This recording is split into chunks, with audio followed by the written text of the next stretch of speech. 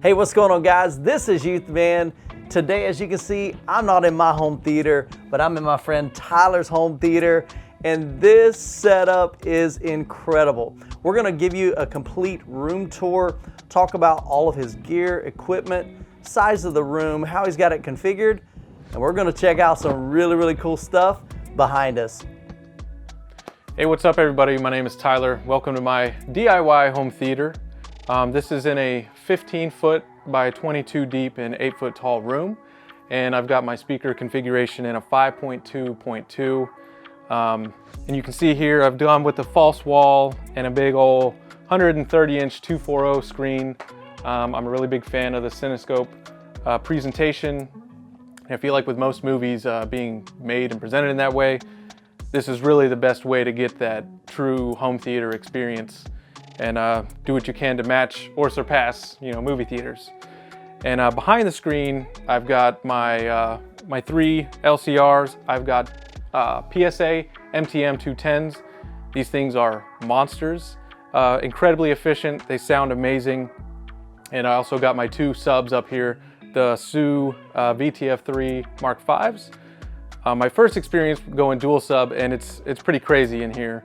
And I'm very happy with both the PSAs and the SUs handling the front stage duties. And in the back here for my surrounds, I've got the Klipsch 502s and the bipoles, and I feel like they really get the job done. My first experience running with Klipsch, and they've made me pretty happy. And then I've got the top middle configuration for Atmos, that these are hidden pretty good, and just the 2 channel for the Atmos. You can see back here, I had some other stuff in mind for this room. It wasn't just a dedicated home theater. I'm also a collector of lots of things. I'm a lover of all things with movies, behind the scenes, props, statues, all that great stuff. So in the process of designing this room, I had to not only try and ensure that I could get as little compromise on my audio and video, but also this had to be incorporated throughout every step of the planning process. And up here on the projector duty, I've got that going over to the 130-inch 240 screen. This is the JVC RS4910, part of the reference series. It is a little bit older. It is just 2K projection for SDR, but handles all the duties that I needed it to do, and you really can't beat those JVC black levels and the color accuracy. Truly insane. If you ever go with a JVC, it'll spoil you. And part of this whole DIY process was finding deals on gear, and that was a big thing because I really wanted a JVC. I did not want to pay JVC prices because they're pretty insane. I think this ran retail about 5 to 6K when it was new in 2015, 2016, and I managed to snag it for just a little over 1,000, and that's a pretty great deal on a JVC that's still in pretty great shape. And powering everything back here in my little AV rack, I've got the Denon 3400H going to my Sony X800 4K player and another smaller Sony region-free player because I collect a lot of movies from different parts of the world, and sometimes you just gotta have something else to play it on. So up here, I just want to talk about the front stage a little bit. Going for a dedicated home theater, you can have everything out in front. Some people love to show off their speakers. A lot of people talk about in this community is the wife approval factor or the spouse approval factor. There's some things back here that they have a very low approval factor. They couldn't go in your living room. They're not very pretty. The PSAs they're monsters. I love them. You don't want them in your living room. And so I've got this false wall here, and I think that's really part of the ultimate home theater experience, is being able to recreate that sound and hide everything. It just really creates that immersion. It's the ultimate illusion of storytelling, and to have your center speaker dead center of your screen firing at you, the dialogue's really coming at you. So this was just a simple false wall, non-load bearing, that took not a whole lot of thinking to do in the planning process of this room. It's very simple, just a frame kind of cut out for the screen, and I made it so that I could stick these panels here. The screen is acoustically transparent with spandex, and this is a material called Guilford of Maine. It's pretty popular to use. It's almost like a speaker cloth. And these are just cheap little panels that I made out of 1x4s. And you can actually take these off. They're not so bad to take off. And then right down in my corners, I've got my Hisu VTF subwoofers. And it's really great to just be able to hide everything away. And it also kind of served as double for storage space. But you know, the PSAs, they're pretty big. They probably stand about this tall, and they're about 60 pounds each. And you don't have to get real crazy, especially with doing DIY. You're finding ways to save money. And you'll be able to see there behind this panel that the stands that these are on, I just made with 2x4s and plywood. They're behind the screen. And when you do things behind the screen, it doesn't have to be pretty. It doesn't have to be super presentable, but it does the job. They're at ear level, which is really what you want. So those tweeters are hitting you right at ear level, and it just sounds amazing. And of course, when you're doing this whole thing, you can't really forget about your acoustic treatments. I didn't get super crazy. I know that a lot of guys, they love to go overboard or really go the extra mile for all their room treatments on diffusers and also the absorption.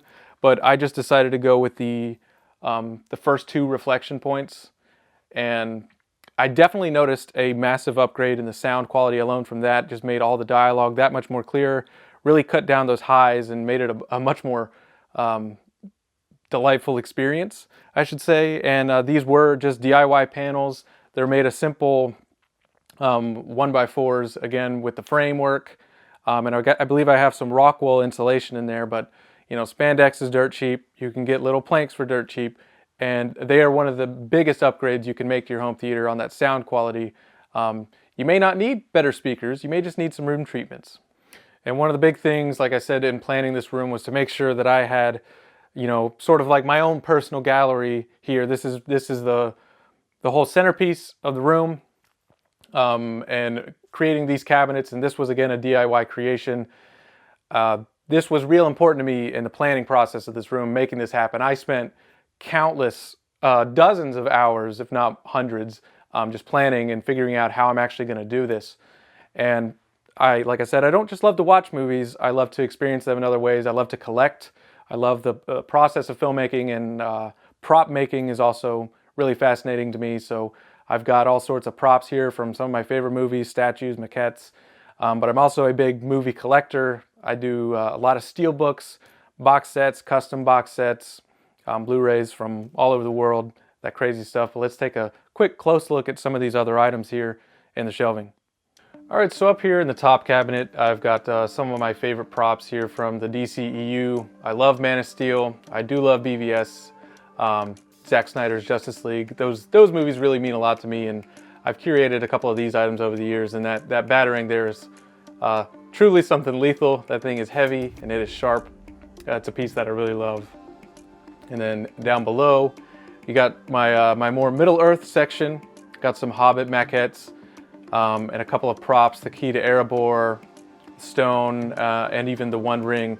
And the interesting thing about this One Ring here is, and really all these statues, is this was actually forged by the same forge master that made the rings for the movies.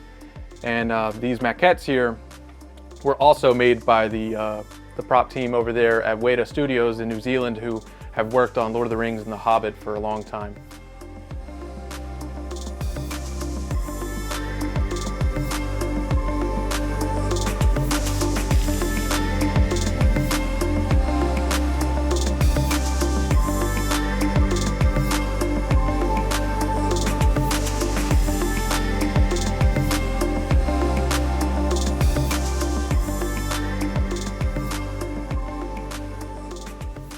And of course, going on to so many people's favorites around the world forever, Star Wars, one of my first loves in film, ever since I was a child, rewatching that original trilogy on VHS. The props of Star Wars are just something truly iconic, and here I've got my Empire Strikes Back display. I've got Luke Skywalker and Vader's lightsabers there, and this is actually Luke's DL-44 blaster, and it's there with the Bespin costume there in the movie. Just an incredible piece. That's actually an old screen-used Mauser from a movie back in the 60s. Nothing crazy, but it was actually a prop gun from an old war movie that I had gotten from my dad and converted into the DL-44, which is what they did for the props on Star Wars, was just converting you know, flashlights from cameras or old guns and stuff, and turn them into something really iconic. And then down below there, I've got a couple more lightsabers. I got Revenge of the Sith, one of my all-time faves. Love Ewan McGregor as Obi-Wan. I got Anakin and Obi-Wan sabers there, and then here in this little box, this was actually something that I had made, kind of inspired by The Force Awakens, but it was just a neat little weathered box, looked like something you might keep a lightsaber in, and that's actually Luke's green saber there from Return of the Jedi and The Last Jedi. Just really beautiful pieces. They're always something cool to have in any prop collector's collection. And moving on to the complete centerpiece of this whole display. These are my statues from Prime 1 Studio of the Justice League. These, I definitely pulled the trigger on this design last May or March, back when Zack Snyder's Justice League actually got announced. And, you know, there's quite a history with that film. I don't think too many people are a fan of the 2017 version, but I was able to commit to this pretty confidently after I knew that this version was coming in 2021. And I knew that I had to get these, and I had to make a display entirely for them. And these are incredible pieces, massive. These are not small, they're 1/3 scale, and they're about 50 pounds each. Pretty crazy. I mean, just museum masterline, incredible likeness to all the actors. These add, I think, a completely different dimension to the home theater. It's because it's more than just a room where we sit down and we watch the movies. It's also a cool hangout place, listen to music, and you get to show off the collection. You know, that's a real fun part of being a collector, is getting to put everything out on display. But I knew that I had to have these pieces. And we got Ray Fisher's Cyborg here. This is just a truly intricate, beautiful piece there. Like I said, these things are about 3 feet tall, and the insane amount of detail and likeness that goes into these is really just incredible. Really love each and every one of these pieces.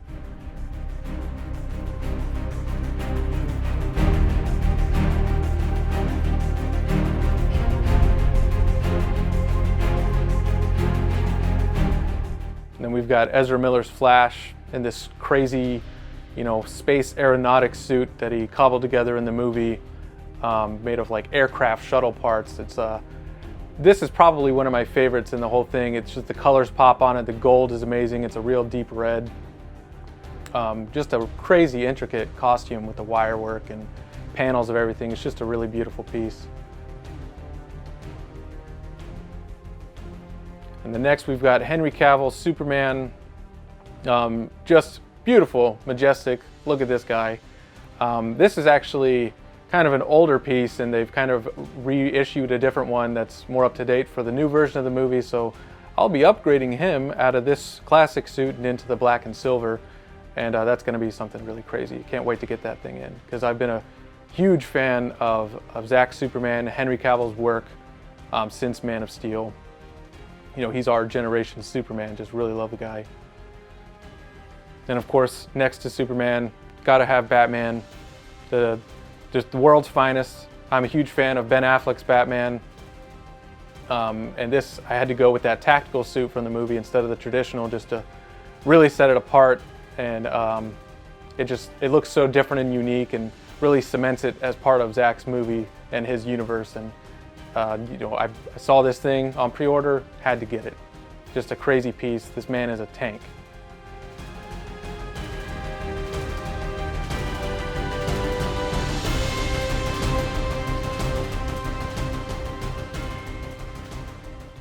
And over here we've got Gal Gadot's Wonder Woman. This is also just another beautiful piece. Every one of these things really are. And like I said, just look at that likeness on her. The armor is so beautiful. It's got a nice weathered look to it. Every piece is just so great. Even the detail on the skin and everything. These are just really insane pieces to have. And that Amazon armor is just something really crazy.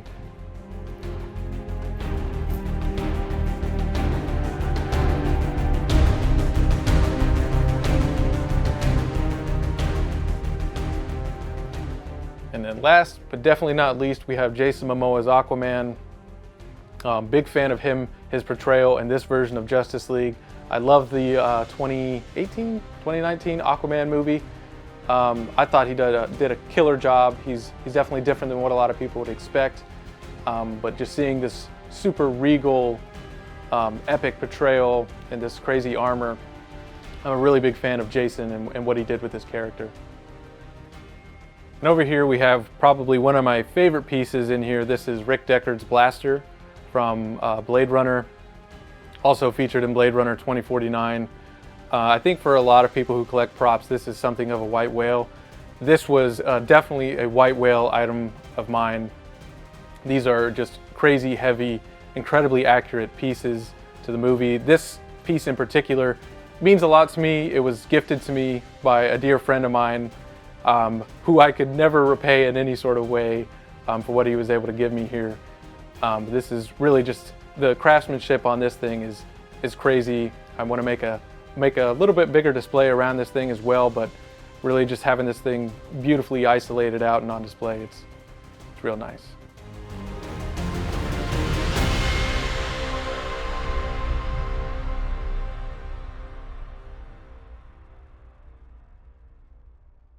And of course, to watch everything in here, I got all my Blu-rays. I think I've got about 500. That's a whole other thing in itself. There's home theater as a hobby, and then there's collecting physical media as a hobby. And kind of got my top shelf, what I consider up here. That's going to be all my steelbooks, whether they're American, you know, Best Buy is real popular, or I buy a lot from other parts of the world. Got a bunch from France or Korea, just really cool collectible versions of the movies that I just really like to have. So I got the steelbooks up here mixed with box sets from, you know, favorite franchises. Of course, Lord of the Rings, Hobbit, the Harry Potters, just super limited edition versions of the movies. Those things are just so fun and awesome, and the hunt of finding these versions of the movies are so cool. And even for things that don't exist that I'm not happy with, like the Spider-Man all the way here to the Marvel one, these are actually custom box sets that I designed and made myself because I felt like they didn't have anything that I liked, so I just went ahead and made them myself. So that's also something fun that I like to do with this whole collecting hobby. You got my horror, Friday the 13th, and the Halloween, and of course some Game of Thrones and other HBO goodies. But this is a lot of the content that I really love, that I want to have in the best format possible.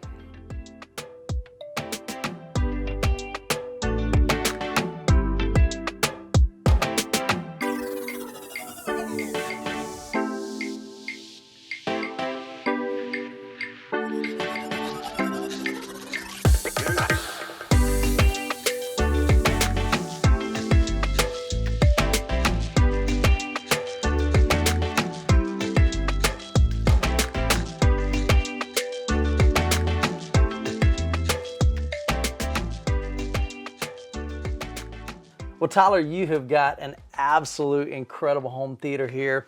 We've spent the past probably an hour going through various demos from Mad Max to Ready Player One, Hans Zimmer, which recently I got turned on to. Phenomenal. And Tyler, this was my first time hearing Power Sound audio. Really, really enjoyed the soundstage that you've got going on. Being able to anchor all of that directly behind an acoustic transparent screen is huge when you're building, especially a dedicated theater room. Yeah. I love what you've done as far as the DIY, and we're going to get into some of that in just a minute. And then the other thing that was kind of new for me is I had heard of is it pronounced Sue? I believe so. It's HSU. Yeah. H silent, so Sue. Yeah, so this is the first time I'd heard Sue. So you have dual 15s. A lot of great tactile bass here in your listening position. And he just picked up a mini DSP, so he's going to be dialing it in even more. A little scared. But overall, man, dude, I really, really love what you've done in this space. Super, super comfy. Thank you. This back here is absolutely spectacular. When I saw this on Facebook, I was originally just going to share some photos with you guys. Come to find out, he's like 2-hour drive from me. So I'm like, Tyler, we got to hook up, man. I've got to highlight your space. But Tyler, you know, talking about DIY, building a do-it-yourself home theater, you've done much of this room, like all of this. You didn't hire a contractor. You didn't, you know, pay somebody to come in here and do it. You began to look for some ways to save some money, do it yourself, but I'm sure there had to have been like maybe some challenges during that process. So maybe share with my audience, what were some of those challenges if somebody wanted to do something like this in their own space? Maybe what are some things that you ran into, and maybe even if you have some solutions, or what did you come up with that kind of overcame those obstacles? So this being a totally DIY space, this was a half garage conversion. I got pretty lucky when we got to this house that it's a pretty big 2-car garage, and I had always had in mind converting this room. It was always in the back of my mind. So part of what helped save a lot of headache down the line was we got to them when they were just doing the framing of this room. So I already knew what I was going to be doing, and I said, at least to get me somewhere and save me money down the line, put in the electrical outlets where I'm going to need them. So I've got the whole front stage is covered, the ceiling for the projector, and back here for the lights and the AV rack and everything. And really the planning, if you're going to go DIY, especially converting a room, and if you've got a space that's already laid out, I think a lot of this would be a lot more easier. Right. Even if you're doing just a false wall, you're building a screen by yourself, you're making your panels, that stuff is all very doable. There's so many tutorials online, and you really got to do your homework. But because I didn't reach out to a designer, an integrator, or anything, I had to just go off of my own experience setting up home theaters. I've had 2 previous like living room setups of 5.1, nothing too crazy. We all start out somewhere dinky and small, and we love it because it feels like such an upgrade. Right. Going from those TV speakers. I went from Yamahas to the Sony Core series, which I still use those in my living room now. And then coming into here, I wanted to compromise as little as possible. So I didn't get crazy, I feel like, with decorations or making it feel like an actual theater. Right. I wanted it to feel comfortable and kind of modern and kind of low key. So that's why I just kept with the nice black and gray. And you really have to plan every little detail, from the colors of everything, how you're going to do these walls, the seating placement. That's a big thing. A lot of people overlook that. Your seating placement is going to affect your sound and your video, or even what screen you want to go with. Right. Versus going for a Cinescope widescreen, or just going with a traditional 16:9. I think if you want that great movie experience, you got to go with a 240 or 235. Planning every little detail down to the paint, to how you're going to make all your panels. It's pretty crazy, and that was just the home theater portion that I felt like I had to cover. And I was fortunate enough that my best friend, he actually helped me build this room. So it was just me and him. We spent all summer here in Florida. Being in a Florida garage in the summer, up brutal, in the attic, guys. It was brutal. Yeah. There was a lot of brutal days, and so we did a little bit of electrical work with just doing the lights in this room. So it was kept pretty minimal because of the planning that I had before we had any walls put up in here, with them doing everything. And then the AC, we had to do that by ourselves. That took a lot of research. Right. I'm not an HVAC technician, but he's a lot more familiar with it. But we were both up there doing it and making all the right calculations of what we're going to do with this room. Crazy stuff. And then, because this is a separated room from the rest of the house, we had hurdles of the first time we didn't put enough AC in here.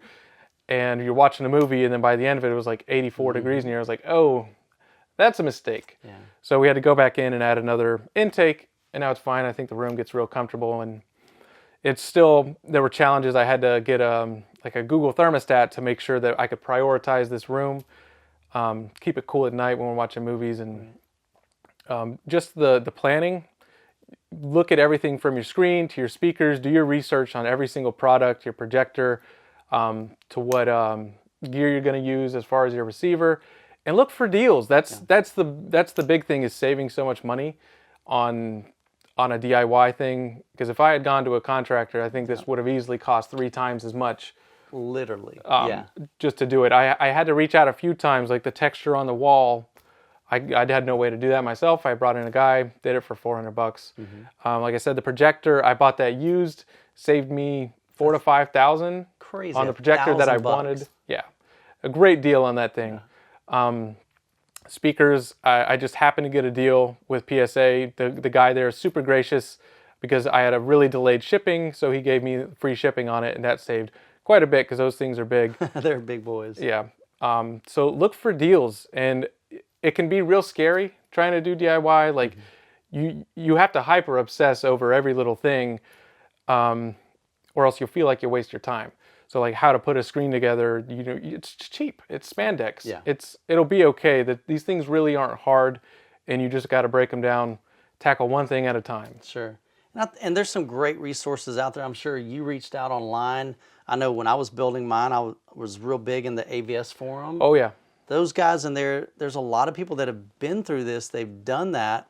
And I started a build thread. And that way I could document my journey, but then also ask questions. I'm like, hey, I'm at the point of I'm doing this. I'm building my riser. What questions do I need to ask, or what things would I not think of? And they were able to provide that input. So there's some huge resources out there for you. There's Facebook groups. This guy, he was a resource for me. Awesome. So, and the other thing too is, don't be afraid to just try something. And the good thing with DIY is that it's inexpensive. So let's say you start making your first panel and it didn't turn out too great. You're not out $100 or $200 for a panel. You've got a couple, $20, $30 maybe in a panel. And so then you just refix it. And then also I would encourage you, just get some help. The things that you don't know how to do, find somebody that is. When I was putting together our theater room, I didn't know how to build a riser because I'm not the DIY guy. You guys ask me a lot of times, hey, why don't you get into DIY? Because this dude has barely just a handful of tools. My tools are cameras and lighting and microphones and computer and software and things like that. It's not in physical, tools and construction. So I struggle in that area. So I have no desire to really build stuff myself. But the times that I need to do that to save some cost, I just partnered with some friends that were way smarter than I was and had more knowledge and skills in those areas. So definitely don't be afraid to reach out to friends and family and say, hey, here's what I want to do. Could you help me figure that out? And man, you'd be surprised at how many people would be more than willing to do that. And maybe even some guys in your local area that'd come over and help you put together something or build something or draw it out. Yeah, I was real fortunate with my best friend Austin that helped do this because he had all the experience with general construction. And even that, this wasn't built with the best of tools. This was what I can do for cheap with the least amount of power tools and then put up the walls and everything from the ground up. And what took probably the most thought and a more delicate hand were the shelving back here. And I've always had a collection of both movies and statues and collectibles, so I'm not a stranger to trying to design something for a custom space. But this was certainly the biggest project. I mean, it's a 15-foot wide display unit. It's pretty crazy with the lighting and everything. Nothing that I'd ever done, and it's just take your time, plan, and research for sure. But it's so much worth it because you don't have to worry about going with an integrator and maybe you made a mistake about what you thought you wanted because they're really in control of it. But when you do it DIY, you get to have exactly what you wanted out of the project. So that's what I loved about it. Even down to the little things like this tray and cup holder. Even this was DIY. Nothing crazy, but even with a home theater, you want to cut down on as many reflections in the room as you can for light and sound. So I didn't want a big table in here. So I just went ahead and made something that fit exactly into my space. Now, Tyler, before we wrap up, I know you've got a YouTube channel as well, dealing with movies and home theater. So kind of tell my audience what you've got going on your channel. Right. You can find me on YouTube at Your Movie Fix. I generally just talk about movie news, movie reviews. I'll do some editorials on the creative side of movies and characters and stuff like that. But I also want to get into a small bit of home theater series. But I've been doing that for a little bit, and I like to focus more on blockbusters and sci-fi and that kind of stuff. Blu-ray collection, steelbooks, all that good stuff. Very cool. Well, I'll have a link to Tyler's channel down in the description below. And also, guys, if you're interested in possibly having me come and do a home theater tour of your setup, head over to my website, hometheatertours.com. Click on the Submit Your Tour or Submit Your Home Theater, and I'll get back with you. And we'll see if we can work out a way for me to come to your home. Well guys, if you enjoyed this video, I've got a playlist of other home theater tours that I've done right here that you can check out. But also if you want to have your home theater featured on the channel, visit my website at hometheatertours.com. And as always, you guys be blessed, and we'll catch you in the next video.